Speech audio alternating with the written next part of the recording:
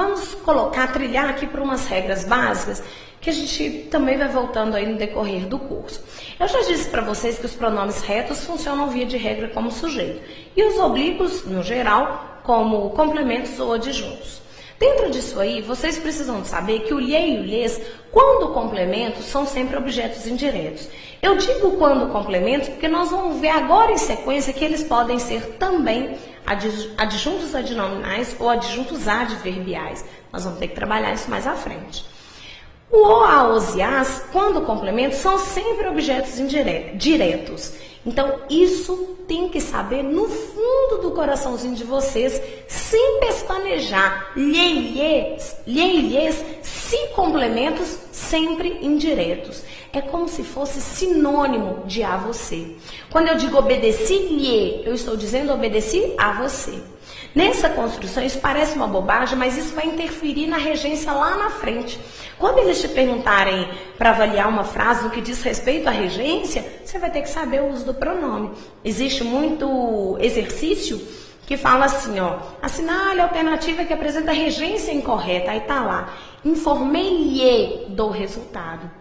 Isso seria um erro gramatical. Por quê? Porque o verbo informar, ele pede dois complementos.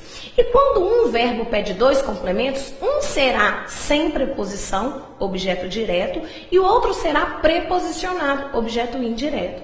Quando eu falo informei-lhe do resultado, eu usei dois objetos indiretos. O lhe, na regra ali, ele é objeto indireto, e o do resultado, a preposição de aí, antes de resultado. Dessa forma, sabendo que o lhe é sempre objeto indireto, eu deveria usar informei-o do resultado. Ou informei-lhe o resultado. Um dos dois vai ter de ser despreposicionado. O, a, os e as também podem ser sujeitos de verbos no infinitivo. E nós vamos trabalhar isso aí em sequência quando eu falar de verbos causativos e sensitivos. Quando eu digo mandei ele sair, isso não é norma culta, deveria ser mandei-o sair. Mas isso vamos aprender também mais à frente.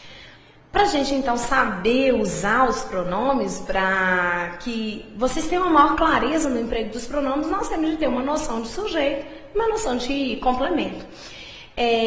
Na verdade, isso é sintaxe, né? Isso, sujeito, predicado, objeto direto, objeto indireto, isso é conteúdo que nós vamos estudar na sintaxe mais à frente. Mas não adianta também eu apresentar os pronomes para vocês, vocês guardarem no bolso e pronto, achar que aprendeu.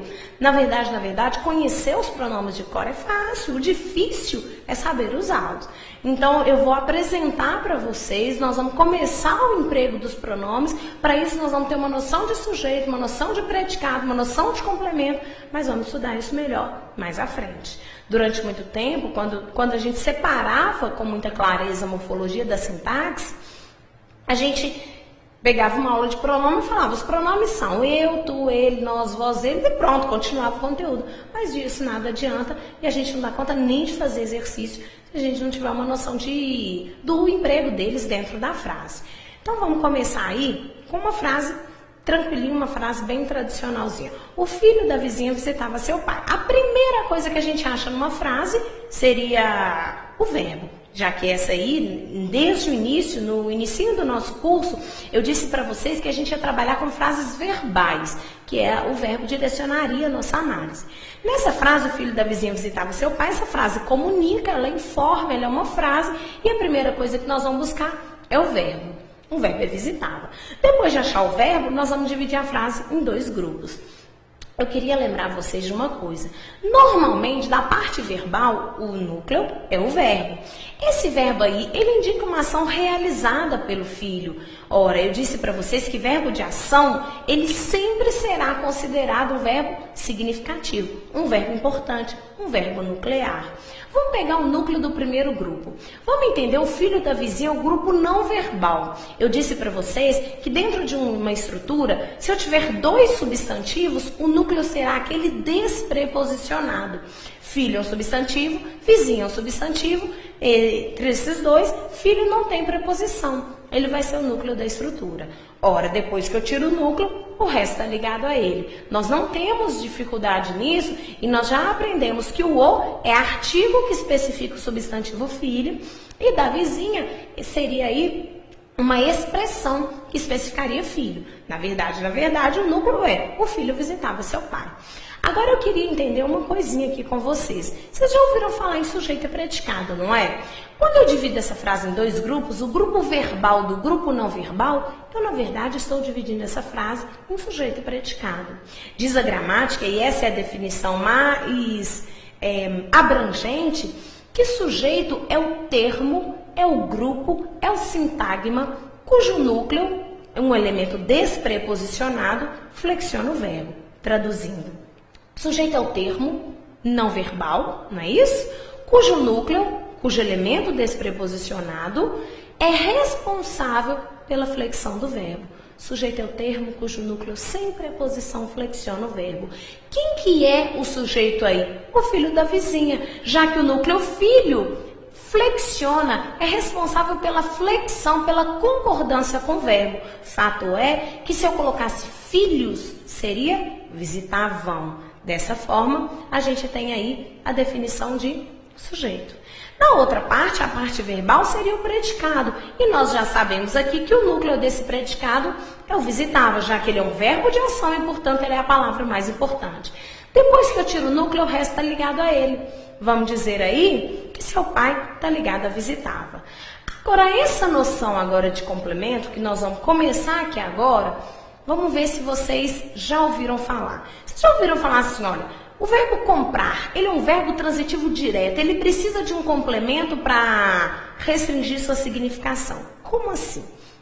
Quando o verbo ele tiver uma acepção, um significado amplo, ele vai precisar de um elemento para restringir, para particularizar seu significado. Por exemplo, comprar. Eu posso comprar um lápis, uma caneta, uma régua, um presente, um carro, um avião.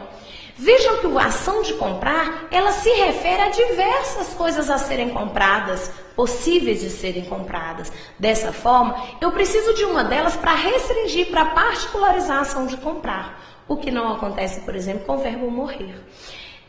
Maria morreu, pronto. Esse verbo morrer, ele já tem a sua significação pronta. A ação de morrer não necessita de algo para que a comunicação seja passada. Outra, por exemplo, preciso. Ora, eu posso precisar de um marido, de um namorado, de um colega, de um amigo, de um pai, de um avô, de dinheiro, de ajuda, posso precisar de diversas coisas. Esse verbo ele tem acepção ampla, ele tem significação ampla, então ele precisa de um elemento para restringir sua significação. Isso é o complemento verbal. Nós vamos aprender mais à frente que completar é algo necessário. Ora, quando um namorado vira para namorado e fala, meu amor, você me completa. É porque ela é importante, é porque ela é um pedaço dele. Sem ela, ele não existe. Essa seria, teoricamente, a definição. Dentro dessa frase, quando eu falo, o filho da vizinha visitava, ora, esse verbo, ele tem acepção ampla. Quem visita vai visitar alguém. A ação de visitar necessita de algo ou alguém a ser visitado para que ela seja entendida. Dessa forma, esse verbo precisa, necessita de um complemento. Seu pai aí, nessa construção, ele é um elemento que completa o sentido do verbo, que restringe, que particulariza a significação do verbo. Ele é o complemento verbal. Agora vamos parar por aí e vamos pegar o emprego do pronome. Lembra que os pronomes retos são aqueles que funcionam como sujeito? Se eu quiser substituir esse nome, filho, por um pronome, eu posso? Ora, está na definição de pronome que pronome substitui o nome. Se eu quiser substituir o filho da vizinha, filho, que é um nome por um pronome, é possível e ficaria como? Ele visitava seu pai. A gente pode perceber que o filho da vizinha, o termo, o sujeito foi substituído pelo pronome ele, que é um pronome reto. Nós acabamos de dizer que os pronomes retos funcionam, na regra geral, como sujeito, certo?